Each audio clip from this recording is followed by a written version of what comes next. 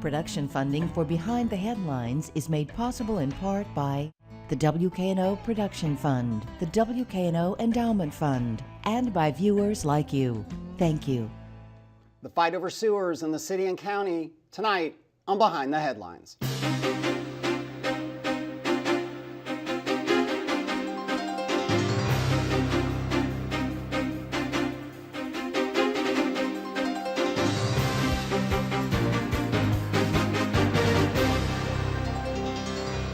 I'm Eric Barnes, publisher of the Memphis Daily News. Thanks for joining us. I'm joined tonight by Crone. He's a special advisor to Mayor Jim Strickland. Thanks for being here. Glad to be here. Kelly Rayne is Senior Vice President with the Memphis Chamber. Thanks for being here. Thank you. Heidi Shafer is Chairman of the Shelby County Commission. Thanks for being here again. Great to be here again. And Bill Dries is Senior Reporter with the Memphis Daily News. So we're talking about sewers today, and I'll start, I'm going to start with you, the Chairman of the County Commission. Why is this issue important? And the issue is that the city announced some months ago, if people didn't see it, that they would no longer be doing hookups outside the city of Memphis to the sewer system. This sounds like wonky behind the headline stuff, but it actually has far-reaching implications for the business community, for how the city grows, how the county grows. Why, from your point of view, is this an important issue? Well, so let me start with where I agree with what the city is doing. What I think it makes sense with where the city is and its stated plan to right-size itself and that sort of thing. And since the annexation laws have changed, it makes sense for them to revamp their policy. So it makes sense to me that for new sewer to be run outside the city lines, that they would say, we're not going to be interested in doing that anymore. That makes sense to me, which means that the county needs to be gearing up to be doing its sewer system, which is something that normally has been done by municipalities. The county has very, very little sewer responsibility, so that's a big challenge for us. And it takes 3 to 5 years to put in a sewer system, so it's a big deal. Where I'm hoping that we can, through, not a fight, I didn't bring my boxing gloves, but I'm hoping that through discussion and through continued working on things and refining of policies, that for existing sewer lines that are already run out and where sewer development fees have already been paid, and all that we're waiting for is to be able to tap where that sewer line has already been run out, I'm wanting to make sure that those people can still tap into that sewer. Okay, and we'll come back to some of that, but let me get Crone involved. So from the mayor's point of view, why was this announcement made? I mean, what is the driving force behind it? Well, I think the driving force behind this decision is basically, as a state, we're reversing 80 years worth of public policy to allow municipalities to grow into unincorporated parts of their county. And this is happening all over the country. Cities are realizing that they're too spread out, that they need to shrink, that they need to have density. And so it's just like anything else. If you're going to have these unincorporated parts of Shelby County that don't have municipal level of services, they don't need municipal level of services. And the more we add there, the more density we add in unincorporated parts of Shelby County, then the county's going to have to come in, as the commissioner has said, and provide municipal level of service, starting with sewers. And I don't think that that's in the best interest of Germantown, Bartlett, Memphis, Millington, or any of the municipalities to have municipal and urban growth in unincorporated Shelby County. I agree with the commissioner, and the mayor agrees with the commissioner, that we're going to work with the developments. There's about 70 developments that are 74 that are in some stage of development, and we're going to look at each of those and determine if there are legal requirements for us to do what needs to be done. Some of them we may have a disagreement over. Some of them, as I've said before, when you reverse policy like this, it's like musical chairs. The music is going to stop, and there may be some people that don't have a seat. But I would encourage those developers to look inside the city limits. There's plenty of land available there, and the resources the city was going to use to extend sewers and provide infrastructure out in unincorporated Shelby County, we'd like to now focus that on undeveloped parts of the city. But do you worry, and then I'll go to Kelly, do you worry though that will not drive people into the city, but it'll drive development into Fayette County and DeSoto County? That's already happening. The more we drive development east, north, and south, the more development's going to go out ahead of that. I would say most of the people who live in these unincorporated areas don't want any more density there. We haven't gotten any calls, as far as I know, from people who live in those areas saying, hey, we want more sewer connections. It's basically just developers who want to build municipal style developments in unincorporated Shelby County. Okay, Kelly, from the point of view of the chamber, which obviously a lot of developers, real estate people are members of the chamber, your take on this, and is this going to stifle development at a time when, I mean, Memphis needs its tax base to grow, the area needs to grow, there's been a lot of momentum, to quote Mayor Strickland, but obviously, I don't think anyone's satisfied with how much development has happened and how much increase in the tax base has happened. So your point of view. Absolutely. We agree with the chairman's comment that we support the policy behind this, which is to incentivize and encourage growth within the city limits. I mean, I think we all agree that a strong city makes for a strong county and a strong region, and that's what we need, is to figure out ways to make that happen and facilitate that.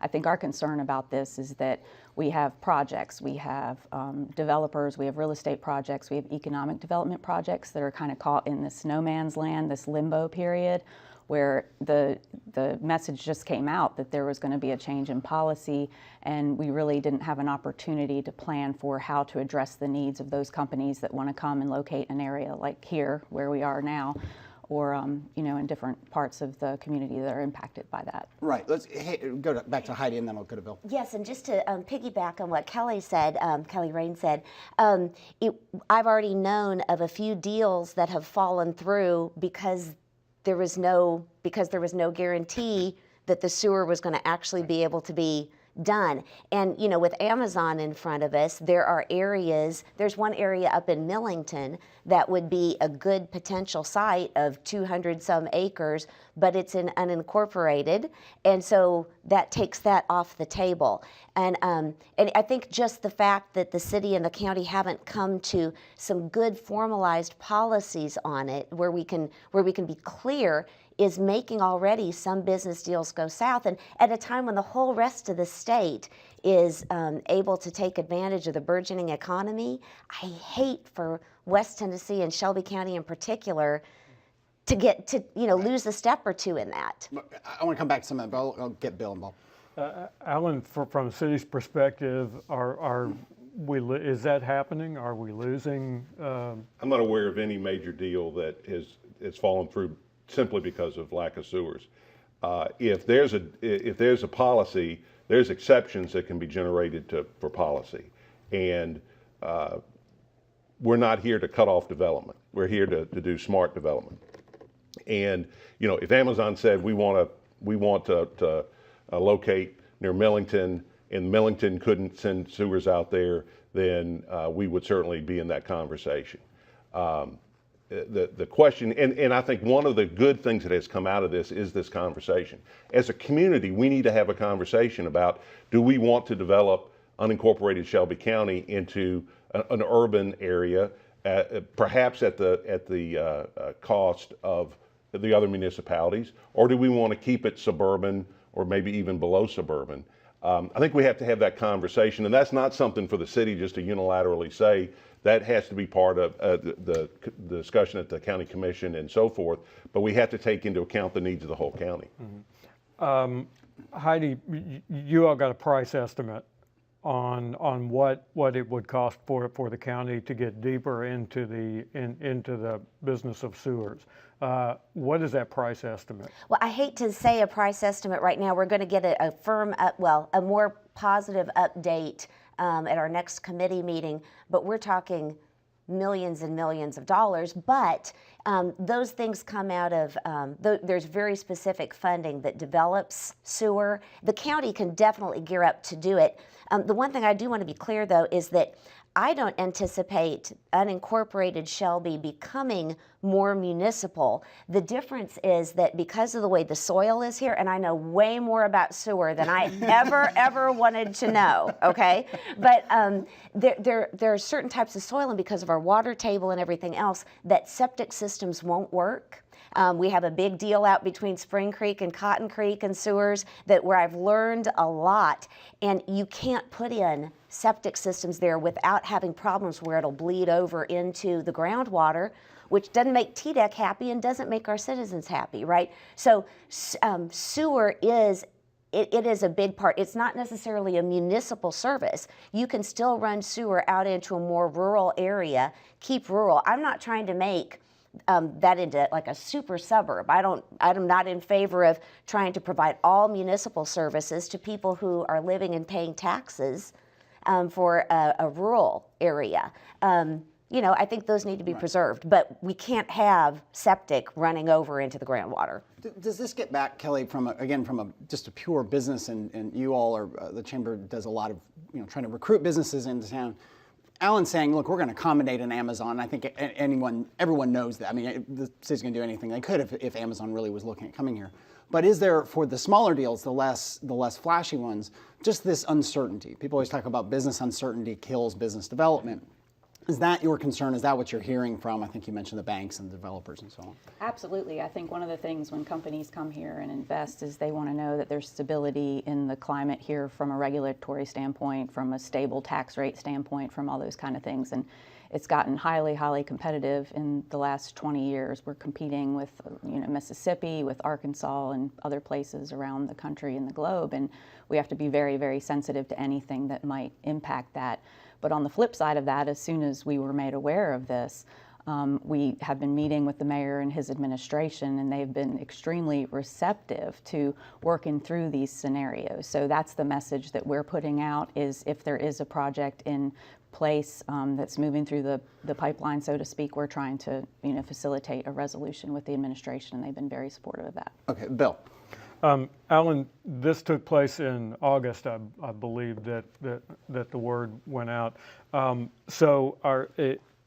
Tell me what you're reviewing in this interim time. What is it? Just a matter of here's our obligation as it exists, and this is what we're going to do, or is it possible that there could be some change in what the city's policy and obligation is at the end of your review?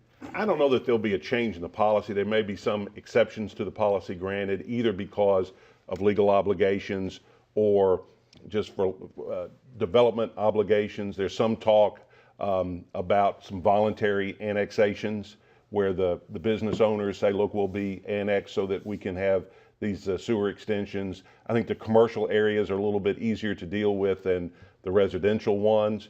And so, like I say, the 74 deals that are on the table now, we're going to look through those.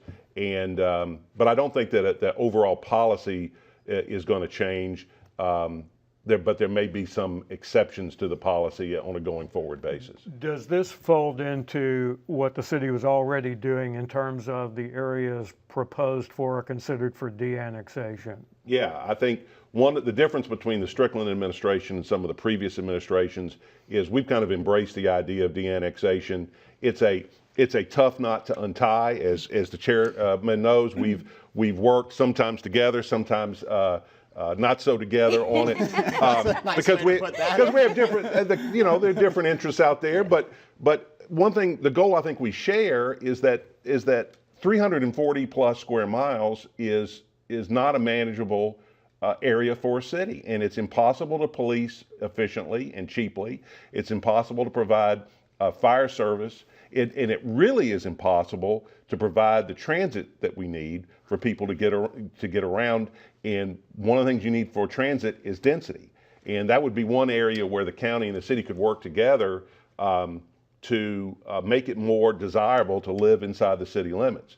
Mayor Strickland knows that all of this is academic if we don't build a better city, one that is brilliant at the basics, where we've got roads paved, streets policed, fires put out, all of those things that the mayor talks about every day. So this is one piece of a larger puzzle. Okay. Heidi, from your point of view, I mean, it's separate from the specifics of the sewer. Do you agree with what Alan said about the city needing to de-annex, the city needing to get more density? Again, you don't like the idea that the two deals that have fallen through and the 74 projects that are in limbo.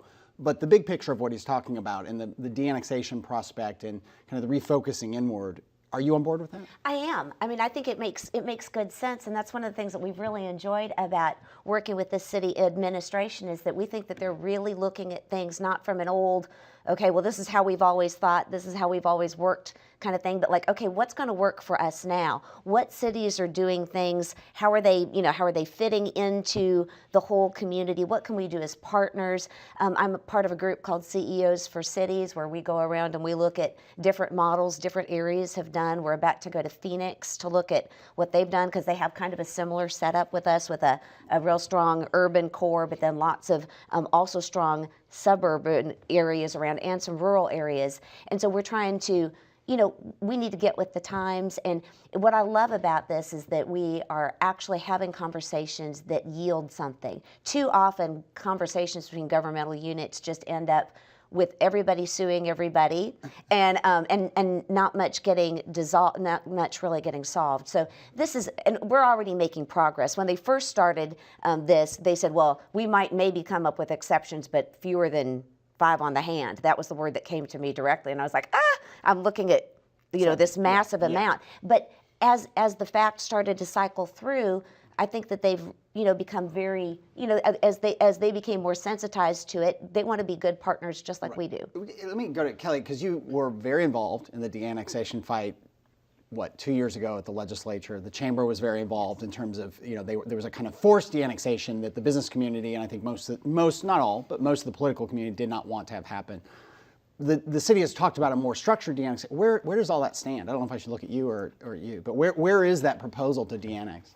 There's legislation that's still pending. There are 2 years in this legislative session, so when the General Assembly convenes again in January, there will be legislation in front of them. The de-annexation bill is still But is this up a bill for that you discussion. all are, this is not the forced de-annexation bill, or is this the bad bill or the good bill? This is the bad bill with some great amendments that allow a local process that's underway in Shelby County to play out. Because that was I think, not to refight this, but it's going to be a big deal if it gets passed. There were a lot of aspects to this that the chamber and others didn't like, but part of it was that it was being done at the state level. It was being imposed on Memphis.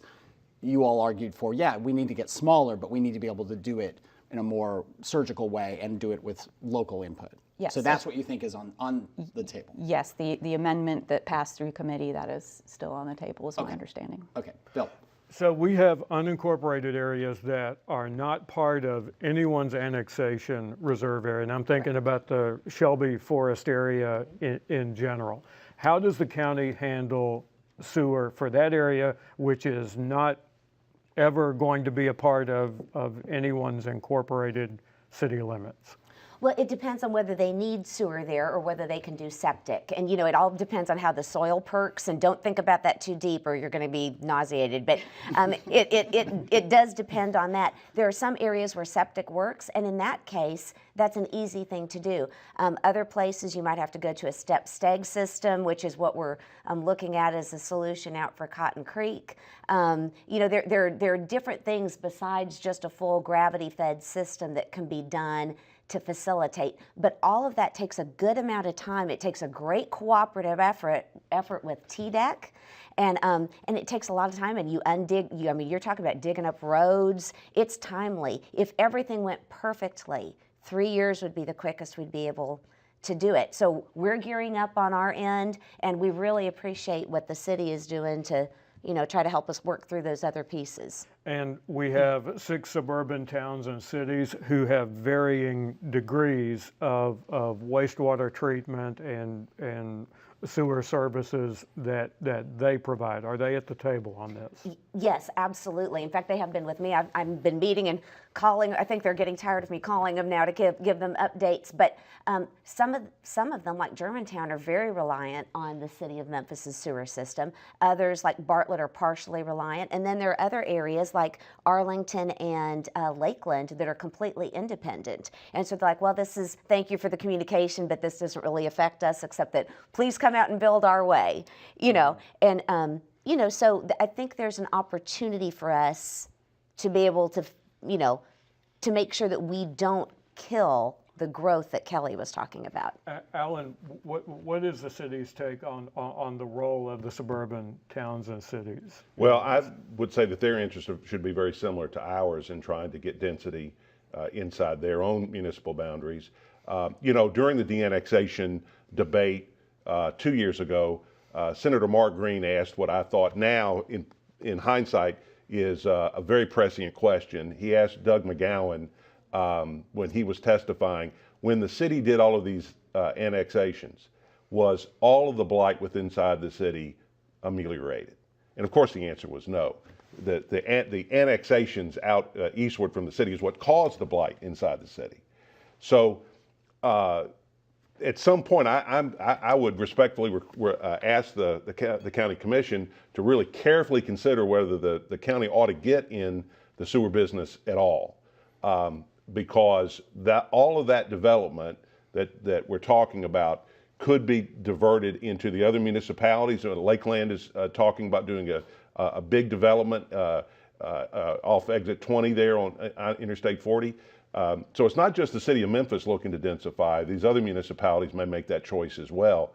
And what they choose to do in their own annexation areas, and I don't really know what the future of annexation areas are. The mayor believes we've seen the last annexation in Shelby County in our lifetime.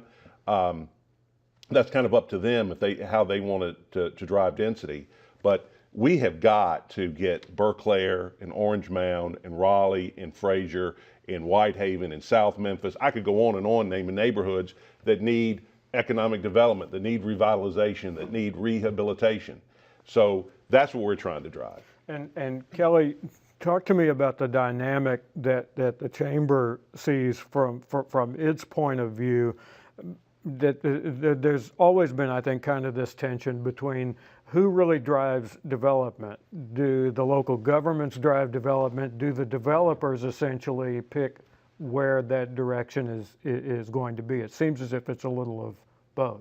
Yeah, I think it is a little of both. We support a market-based approach to that. One thing that we've really gotten behind lately is working with our partners at MAR, the Association of Realtors, and the home builders to come up with a housing strategy to really focus on those areas where this investment's already occurring that Alan just referenced, and really trying to leverage that by incentivizing. I mean, we know that there's a lack of residential growth inside the city boundaries, so we're working to develop a strategy for that, and I think the timing's right for that with Memphis 3.0, that long-range strategic planning process that the city's going under right now. It's a really good opportunity for us to fit into that and look at those neighborhoods. We had a blight committee a couple years ago, I think, with the city and county, and one of the things they looked at that was really interesting was those neighborhoods and precincts where property values were not falling, but we're just kind of on the cusp of that, and really trying to maybe laser focus our efforts to encourage residential redevelopment in those areas that were kind of on the edge, and mapping those out. So in addition to the big projects that are wonderful, the crosstown and Graceland areas and things like that going on, really getting down into some of the neighborhoods that Alan just referenced and trying to encourage development, make it affordable for middle income housing to grow there. We just have a couple minutes left, and I was going to shift. Did you want to get one more word in on that? Yeah, that's fine. So the thing that the elephant in the room, though, is when we talk about redeveloping the neighborhoods that Alan was talking about, and I agree, but crime is the issue, and you can't force people to buy and build and develop in areas where crime hasn't been taken care of. And so the reality is that if people don't think it's a good investment to move into areas that are crime-ridden, and there's not sewer other places to go in Shelby County, they will push out beyond our borders at a greater rate, or just to choose to develop there. If they're coming in, there's lots of land, low tax, low bureaucracy out beyond our borders. So I like it that we're collaborating to try to make sure that we're an attractive option. Well, and we actually, it's a good segue because we have Mayor Jim Strickland on the show next week, and we'll certainly talk to him about where he is with the, rebuilding, as he says, the police force. With just a couple minutes left, you all are involved in lots of other things. You have raised some issues, Heidi, about the FedEx Forum non-compete and how that's playing out in terms of Graceland, building another arena. Your thoughts, your concerns on the Forum contract? Well, so it did seem at the time, 20 years ago, about that it was awfully exclusive, and I don't like the fact that it is right now, of course, looking at the letter of the law, where Graceland and the guest house wouldn't be able to develop an area for concerts that are much smaller in venue, and so that the only option they have, if they don't want to go to the Forum because it's either too big or they just don't like that venue or it's too expensive, we're pushing them down into Mississippi. And so I'm hoping that they'll be able to do what we've been able to do city county-wide and come up with something that would be a good accommodation to still allow that to go forward. We want, there's a win-win. When we looked at how the number of concerts that would have gone to the FedEx Forum otherwise, that would have been taken by the Graceland area piece, it was only one, and that was the one that the Graceland folks themselves were putting on. It was an Elvis retrospective. So, I think that there's a path for everybody to come up with something good. And we'll do more on this. Bill obviously has been writing, but I wanted to get your take in. And Alan, you're involved with the Riverfront Task Force. Yes. What is the status of that? A big glossy plan with a whole lot of great ideas came out some months ago. There's a task force, and as I've joked with your boss, Mr. Strickland, another task force about the riverfront yet again. But what is this one going to come to some kind of actionable plan, and is it going to happen soon? The concept that the studio gang presented, I think, has been embraced by lots of stakeholders downtown, and we are working on the various components of that: Tom Lee Park, Mud Island, the Fourth Bluff area, and I think you'll see some announcements on that very soon. Okay, well, we will leave it there. Thank you all for joining us. Thank you for joining us. Join us again next week. Good night.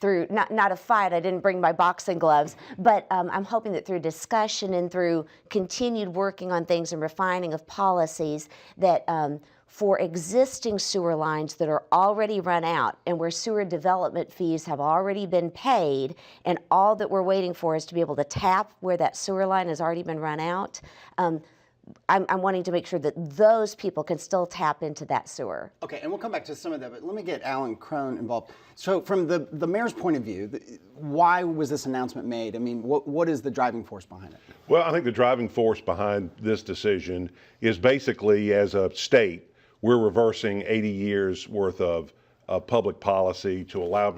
Production funding for Behind the Headlines is made possible in part by the WKNO Production Fund, the WKNO Endowment Fund, and by viewers like you. Thank you. The fight over sewers in the city and county tonight on Behind the Headlines.